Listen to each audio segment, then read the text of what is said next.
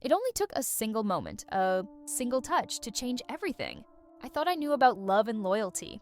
What happened when I realized the one person I trusted the most betrayed me? Let me take you through the most shocking twist of my life. I always saw myself as a devoted wife and mother. My world was simple, filled with love and routine. I'd spend my days caring for my daughter, preparing for family gatherings, and enjoying quiet moments with my husband, Greg. But all of that changed in an instant. I didn't see it coming. The simple act of decorating for my daughter's birthday led to something I never could have predicted. A betrayal that would shatter everything. It all started on a sunny morning when I was setting up decorations for Casey's birthday party. It was a beautiful day. Too beautiful to be anything but perfect. But as I climbed up a shaky ladder to hang the lights in the backyard, everything felt off. My husband Greg was busy with work as usual. It was just me, working alone, making sure the party would be a success. Then, out of nowhere, I heard a voice behind me, unexpected but somehow familiar. "Hello, Lauren, need some help?" I turned to see Michael, the son of my best friend Sarah.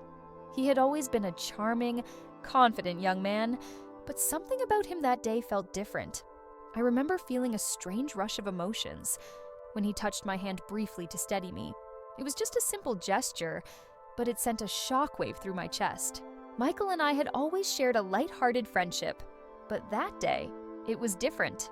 Every time our hands brushed, I felt a growing connection, something more than just friendship. "How's university going?" I asked, trying to keep things casual. But my voice gave me away. There was a new undercurrent of something deeper. Michael smiled, and his eyes twinkled with mischief. "It's good. Same old stuff. Studying, partying, hanging out." His gaze lingered a little too long on me, and I couldn't help but wonder if he felt what I was feeling too. We continued working together, and despite my best efforts to stay focused on the task, I couldn't ignore the way my heart raced every time our fingers brushed. It was as though a magnet was pulling me closer to him. And that's when I realized what was happening. Between us was something more than just casual. Help with the decorations. As we worked together, I couldn't help but feel the pull between us, growing stronger with each passing moment. Michael wasn't just helping with decorations anymore. He was present in a way that was impossible to ignore. His every movement seemed calculated, confident, but there was something else too. Something soft in the way he looked at me. Something that made me question whether this was still the light, playful friendship we had once shared.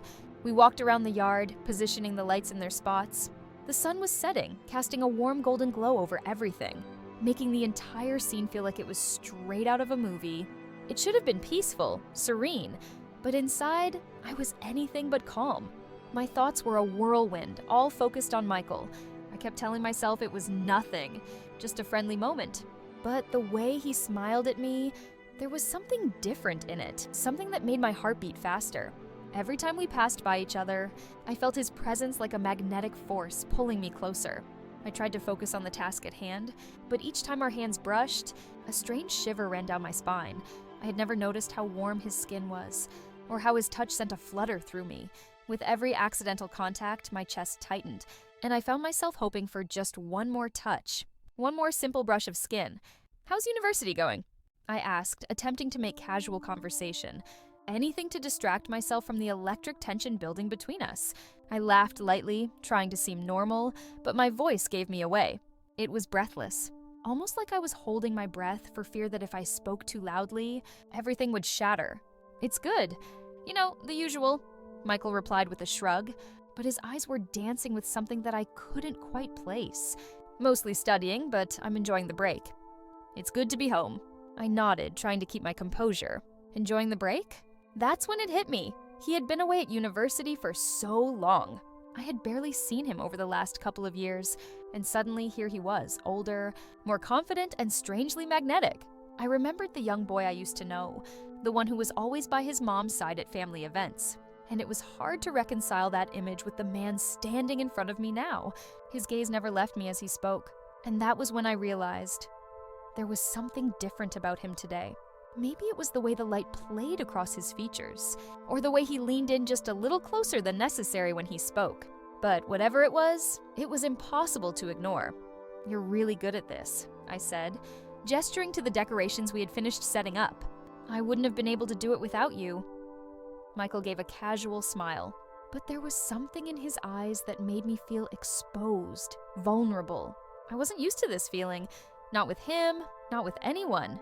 I tried to laugh it off, but the moment felt too heavy, too intimate. "It's nothing," he replied.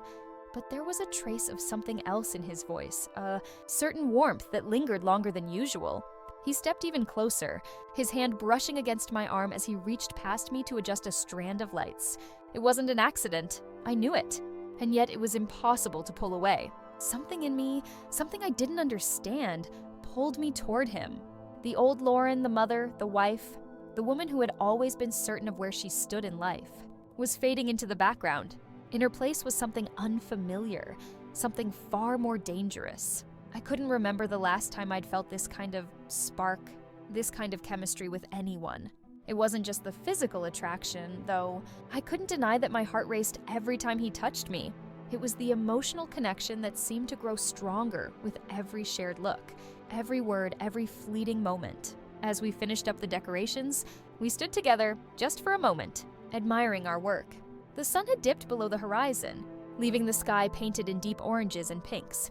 The backyard now looked beautiful, but it was the space between us that had transformed into something entirely different. "It's perfect," Michael said softly, his voice quieter now, almost as if he were speaking only to me. The way he said it made my heart race even more. It was as though he wasn't just admiring the decorations, he was admiring me. I looked at him then, really looked at him. His features were sharper now, the boyish charm of his younger years replaced with something more grown up, more intense. His dark eyes locked onto mine, and I could feel the heat between us, an undeniable pull, a connection that seemed to transcend time and friendship. For a brief moment, I almost forgot who I was. I almost forgot about everything. My family, my life, my promises. All I could think about was him. His presence was all-consuming, and I couldn't tell if it was just my emotions running wild, or if there was something real, something undeniable there between us. As the day went on, the decorations started to come together, and my heart was no longer the only thing that was racing. I couldn't stop thinking about Michael. I couldn't stop wondering if he was feeling the same way I was. The tension between us grew stronger with each passing moment. Finally, after hours of decorating, we stood in the middle of the yard, admiring our work. "Looks great," Michael said, his voice softer than before. He stepped closer to me, his body nearly touching mine. I felt my breath catch in my throat. My heart was pounding, and I knew that something had shifted. There was no turning back now. Without a word, Michael reached out and touched my cheek. His touch was tender, almost possessive.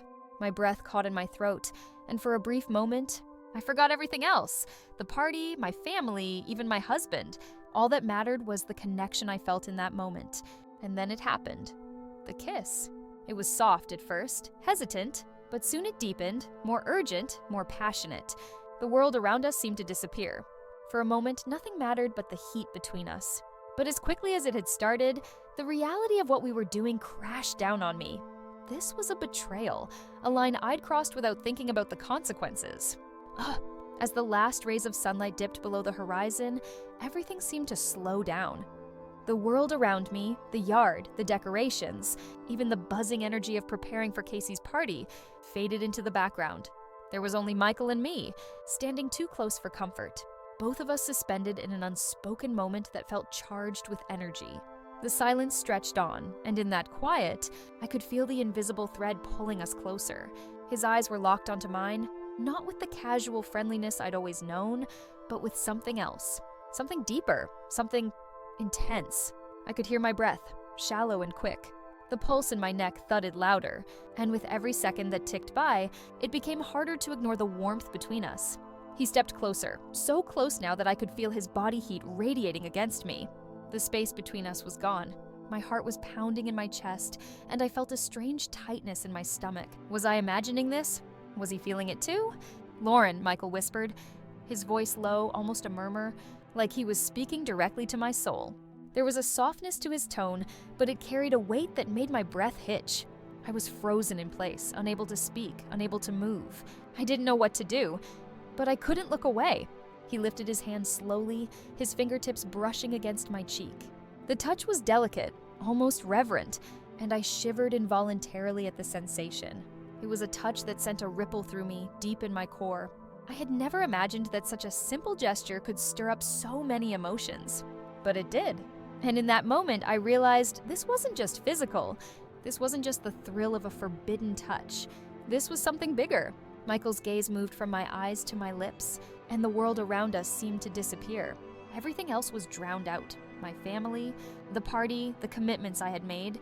The only thing that existed now was this undeniable connection between us. Slowly, almost as if giving me a chance to pull away, he leaned in, his face inching closer to mine. My heart was in my throat. I felt paralyzed, caught between wanting this, wanting him, and the guilt that threatened to overwhelm me. But it was too late. The moment was here. There was no turning back. His lips met mine softly at first, tentative, as if testing the waters. The kiss was tender, a whisper of what was to come, and for just a second, I felt like I could breathe again. But the moment it started, it deepened. The gentleness melted away, and the kiss became something urgent, something hungry.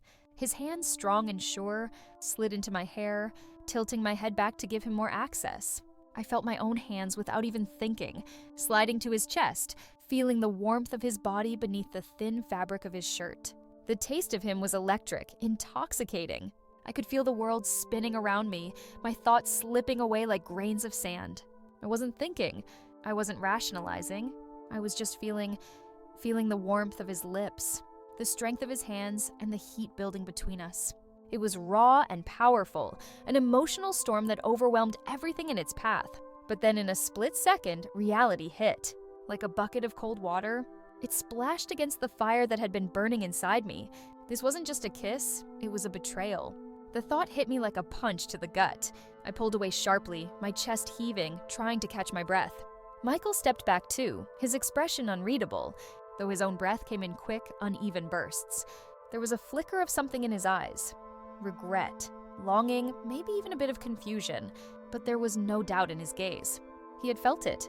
He had felt the same thing I had. I swallowed hard, trying to steady myself. "What are we doing?" I whispered, my voice shaky, barely above a breath. The words hung in the air, heavier than anything I had ever said before. Michael didn't answer right away. Instead, he just stood there, staring at me with those intense eyes, as if searching for the right words. But what could he possibly say? How could he explain this? How could either of us explain what had just happened? The guilt hit me like a tidal wave. I thought of Greg, the man I had married, the father of my child. He trusted me. He believed in me. And here I was, standing in the middle of our backyard, my lips still tingling from the kiss that should never have happened. My heart felt like it was in a vice, tightening with every passing second. Michael seemed to sense the shift in the air. His shoulders slumped slightly, and his eyes softened. "I'm sorry, Lauren," he murmured, his voice filled with an emotion I couldn't quite place. "I shouldn't have—" "No," I interrupted, shaking my head. "I shouldn't have let this happen."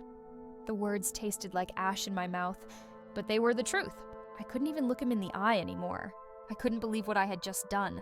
But even as I said it, part of me didn't want to leave. Part of me wanted to forget everything else. Forget the guilt. Forget Greg. Forget the life I had built and just stay here, in this moment, with Michael. But I knew I couldn't. I shouldn't. I took a step back, breaking the invisible bond between us. "I need to go," I said, my voice barely audible. I can't do this." As the kiss ended, the weight of what had just happened began to sink in. I pulled away, my mind racing. What had I just done? Michael stood there, his face full of questions, but I couldn't bring myself to answer him. All I could think about was my husband, Greg, the man who had always been there for me. I had betrayed him, and I had betrayed myself. The love I thought I knew, the trust I had in my friendships, had all been shattered in a single impulsive moment. Everything changed for me in that moment. That kiss, that simple action, felt like the end of everything. When I look back now, I can see just how wrong it was. But at the same time, Michael being there with me, the feelings that moment stirred in me, they all confused me. I had never felt so lost and helpless. It was so easy to see the mistake I had made, but it was just as hard to accept. That moment taught me something important. Sometimes, you can't move forward in life without confronting your past. As I drove home, I couldn't stop thinking about Greg's face. What would I say to him? How would I tell him everything? Part of me wanted to confess it all, but the other part feared the consequences. because facing him could change everything. I had learned what I didn't want to lose, but I had no idea how to fix what I had broken.